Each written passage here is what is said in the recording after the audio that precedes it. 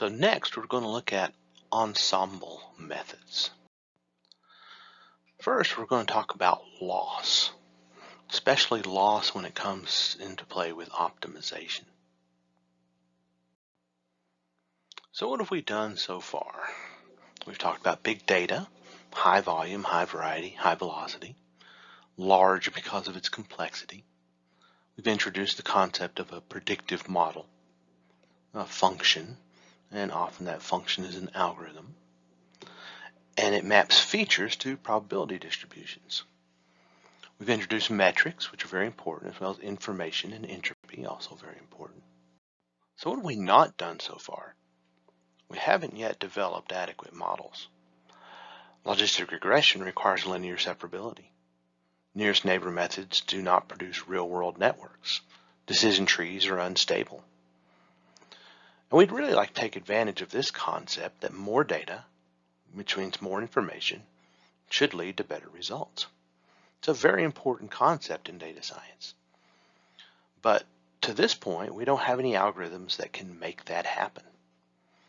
All so far are extremes of the bias-variance trade-off, for example.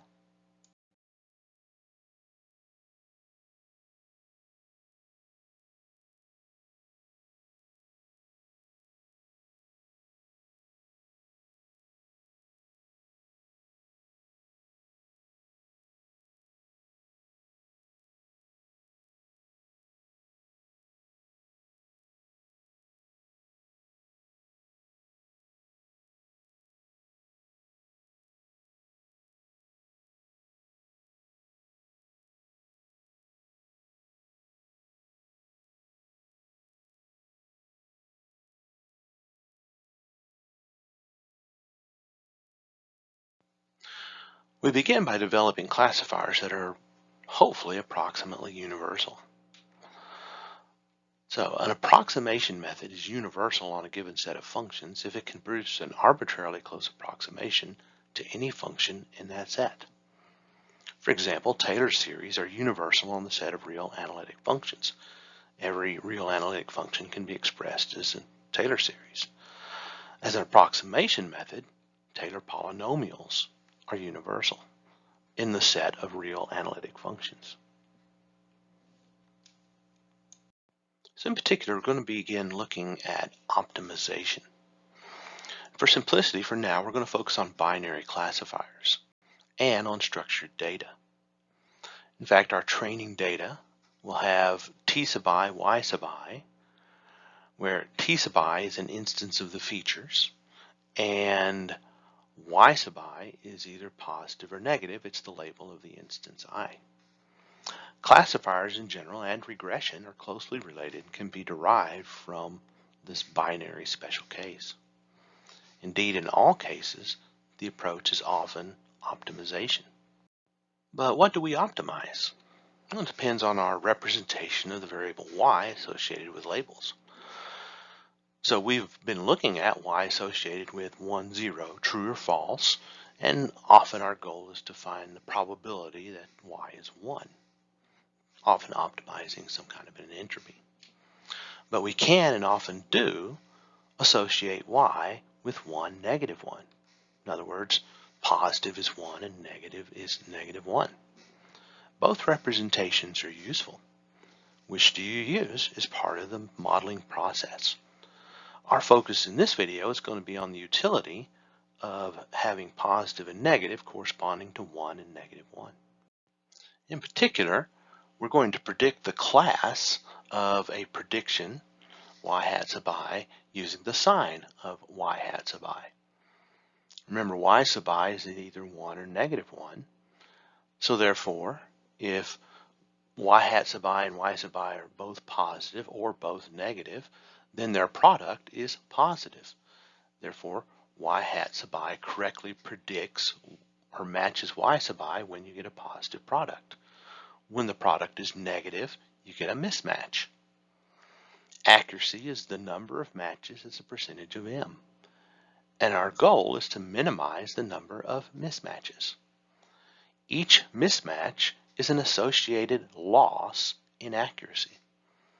The cost is the sum of the losses over the given training data. So loss functions and cost.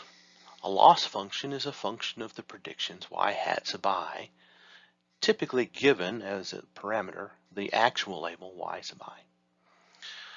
It's going to be non-negative, and it's going to be 0 only if y hat sub I and y sub I are a match. It's the penalty for a mismatch on the ith observation. And most importantly, it's going to be convex as a function of y hat.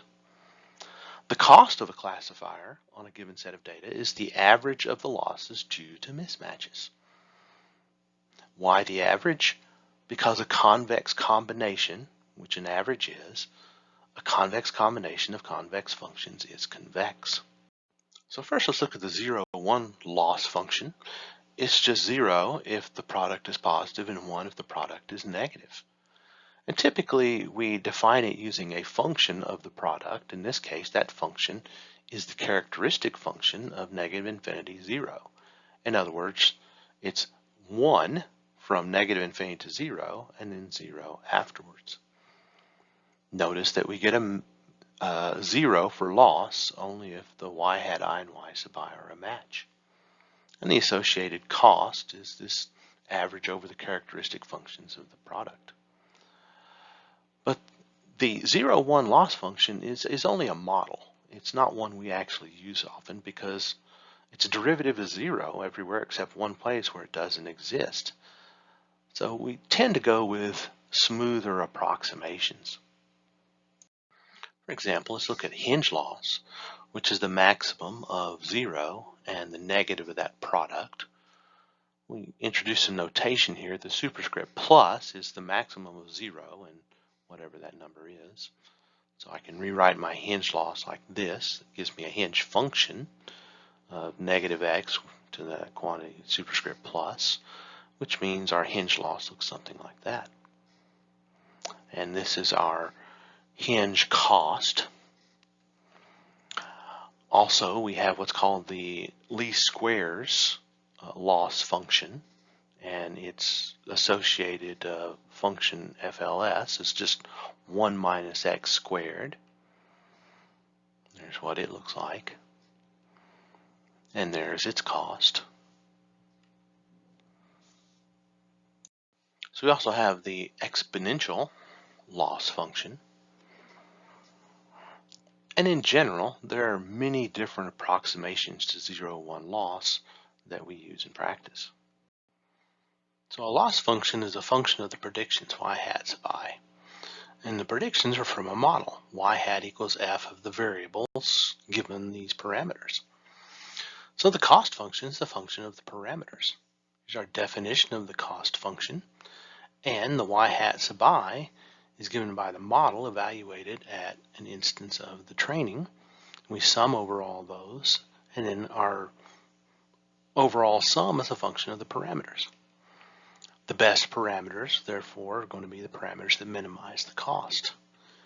Minimizing cost is a backward step, closely related to learning. So remember, any model can be expressed in this form of a response equals the function of the variables given the parameters, and we can think of that as a layer.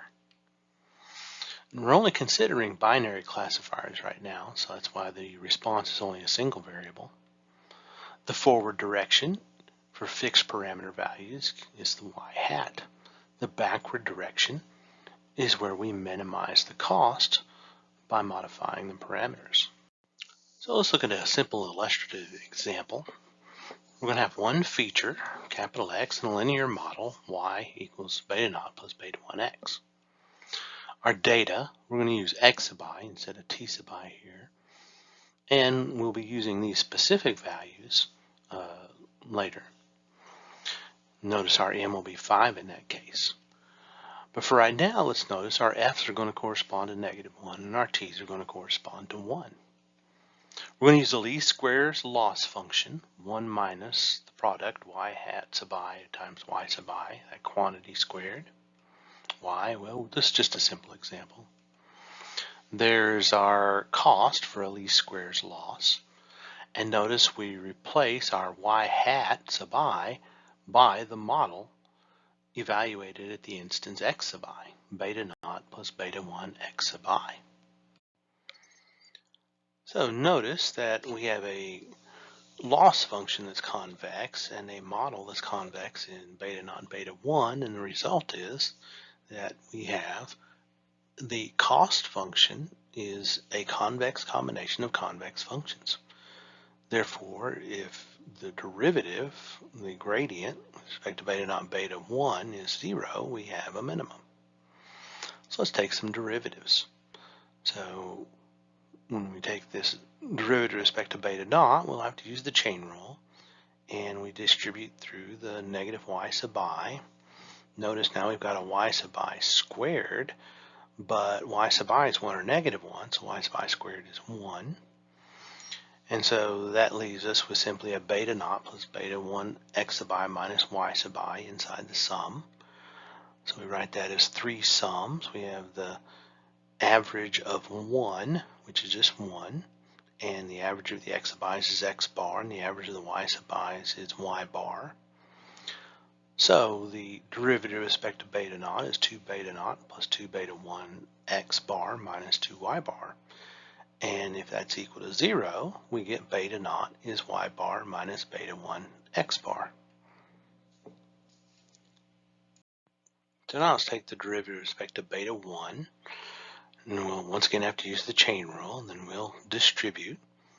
And notice we've once again got a y sub I squared, that'll be 1, and our beta naught will be the y bar minus beta 1 x bar. And we can rearrange that, so we have this form. And as a result, the derivative of the least squares cost function with respect to beta 1 is 0, only if beta 1 star, the argmin, is this ratio of these two sums, and of course then beta naught star will be y bar minus beta 1 star x bar. So let's see what this actually gives us with our data. Notice first that beta naught equals y bar minus beta 1 x bar means our model y hat is beta naught star plus beta 1 star x, which looks like that. And if we apply that to data, then we end up with these predictions. So those are the actual labels and those are the predicted. Remember, the sign of the prediction is what is used to make the prediction of the label. So loss functions and cost minimization. Often we use convex optimization when we do predictive modeling, with loss functions convex in the parameters of a model. Cost function is a convex combination of convex losses.